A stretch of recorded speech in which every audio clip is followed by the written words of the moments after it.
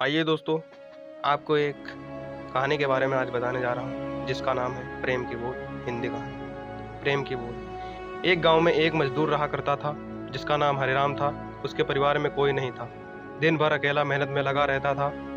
दिल का बहुत ही दयालु और कर्मों का भी बहुत अच्छा था। मजदूर था, इसीलिए उसे उसका भोजन उसे मजदूरी के बाद ही मिलता था। आगे पीछे कोई न था, इसीलिए वो इस आजीविका से संतुष्ट था। एक बार उसे एक छोटा सा बछड़ा मिल गया। उसने खुशी से उसे पाल लिया। उसने सोचा आज तक वो अकेला था, अब वो इस बछड़े को अपने बेटे के जैसे पालेगा। हरिराम का दिन उसके बछड़े से ही शुरू होता और उसी पर खत्म होता। वो रात दिन उसकी सेवा करता और उसी से अपने मन की बात करता। कुछ समय बाद बछड़ा बैल बन गया। उसकी जो सेवा हरिराम ने की थी, उससे वो बहुत ही सुंदर और बलशाली बन गया था। गांव के सभी लोग हरिराम के बैल की ही बातें किया करते थे। किसानों के गांवों में बैल की भरमार थी, पर हरिराम का बैल उन सबसे अलग था। दूर दूर से लोग उसे देखने आते थे। हर कोई हरिराम के बैल के बारे में बातें कर रहा था। हरिराम भी अपने बैल से एक बेटे की तरह प्यार करता था। भले खुद भूखा सो जाए, लेकिन वह उसे हमेशा भरपेट भोजन खिलाता था।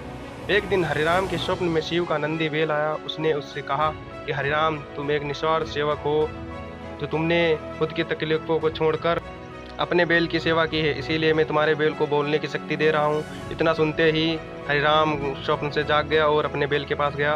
उसने बैल को सहलाया और मुस्कुराया कि भला एक बैल कैसे बोल सकता है। तभी अचानक आवाज आई, बाबा, आपने मेरा ध्यान एक पुत्र की तरह रखा है। मैं आपका आभारी हूँ और आपके लिए कुछ करना चाहता हूँ। यह सुनकर हरिराम घबरा गया। उसने खुद को संभाला और तुरंत ही बैल को गले लगाया। उसी समय से वह अपने बैल को नंदी कहकर पुकारने लगा। दिन भर काम करके आता और नंदी से बातें करता। गरीबी की मार बहुत थी। नंदी को तो हरिराम भरपेट भोजन देता था, लेकिन खुद भूखा सो जाता था। यह बात नंदी को अच्छी नहीं लगी। उसने हरिराम से कहा कि वो नगर के सेठ के पास जाए और शर्त रखे कि उसका बैल नंदी 100 गाड़ी खींच सकता है, और शर्त के रूप में सेठ से 1000 मोहरे लेना। हरिराम ने कहा, नंदी तू पागल हो गया है? भला कोई बैल इतना भार वहन कर भी सकता है क्या? मैं अपने जीवन में खुश हूँ।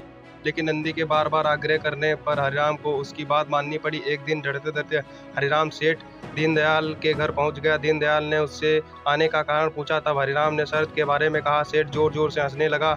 बोला, हरिराम, बैल के साथ रहकर क्या तुम्हारी मति भी बैल जैसी हो गई है? अगर यह शर्त हार गए तो 1000 मोहर के लिए तुम्हें अपनी झोपड़ी तक बेचनी पड़ेगी। यह सुनकर हरिराम और अधिक डर गया, लेकिन मुंह से निकली बात पर मुकर भी नहीं सकता था। शर्त का दिन तय किया गया और सेठ दीनदयाल ने पूरे गांव में ढोल पिटवाकर इस प्रतियोगिता के बारे में गांव वालों को खबर दी और सभी को यह अद्भुत नज़ारा देखने बुलाया। सभी खबर सुनने के बाद हरिराम का मजाक उड़ाने लगे और कहने लगे कि यह शर्त तो हरिराम ही हारेगा। यह सब सुनकर हरिराम को और अधिक डर लगने लगा। उसी से घृणा होने लगी। वो उसने लगा बार बार उसे दोष देता और कहता कि कहाँ मैंने इस बैल को पाल लिया, मेरी अच्छी भली कट रही थी, इसके कारण सर की छत से भी जाऊंगा और लोगों की तू तू होगी वो अलग।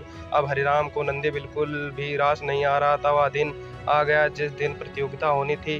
100 माल से भरी गाड़ियों के आगे नंदी को जोता गया और गाड़ी पर खुद हरिराम बैठा। सभी गांव वाले यह नज़ारा देखकर हंस रहे थे और हरिराम को बुरा भला कह रहे थे। हरिराम ने नंदी से कहा, देख, तेरे कारण मुझे कितना सुनना पड़ रहा है। मैंने तुझे बेटे जैसे पाला था और तुमने मुझे सड़क पर लाने का काम किया। हरिराम के ऐसे घृणित शब्दों के कारण नंदी को गुस्सा आ गया और उसने ठान लिया कि वो एक कदम भी आगे नहीं बढ़ाएगा, और इस तरह हरिराम शर्त हार गया।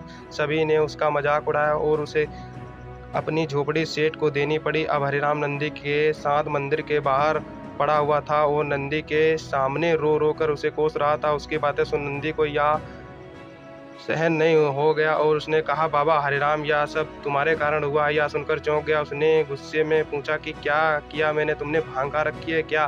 तब नंदी ने कहा कि तुम्हारे प्रेम के बोल के कारण ही भगवान ने मुझे बोलने की शक्ति दी थी और मैंने तुम्हारे लिए यह सब करने की सोची थी, लेकिन तुम उल्टा मुझे ही कोसने लगे और मुझे बुरा भला कहने लगे। मैंने ठानी मैं तुम्हारे लिए कुछ नहीं करूंगा, लेकिन अब मैं तुमसे फिर कहता हूँ कि मैं 100 गाड़ी खींच सकता हूँ। तुम जाकर फिर से शर्त लगाओ और इस बार अपनी झोपड़ी और 1000 मोहरों की शर्त लगाना।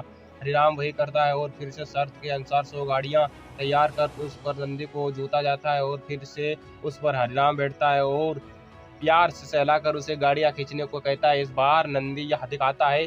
उसे देखकर स्तब्ध रह जाते हैं और हरिराम शर्त जीत जाता है। सेठ दीनदयाल उसे उसकी झोपड़ी और 1000 मोहरे देता है कहानी की शिक्षा, प्रेम के बोल। कहानी से यही शिक्षा मिलती है कि जीवन में प्रेम से ही किसी को जीता जा सकता है। कहते हैं कि प्रेम के सामने ईश्वर भी झुक जाता है, इसीलिए सभी को प्रेम के बोल बोलने ही चाहिए। दोस्तों, उम्मीद है ये कहानी आपको समझ में आ गई होगी और दुनिया में किसी भी काम करवाना है तो प्रेम के ही बोल अपनाना चाहिए। दोस्तों, हमारे वीडियो को कर दीजिए लाइक और हमारे चैनल को कर दीजिए सब्सक्राइब। इसी प्रकार की कहानी देखने के लिए हमसे जुड़े रहें।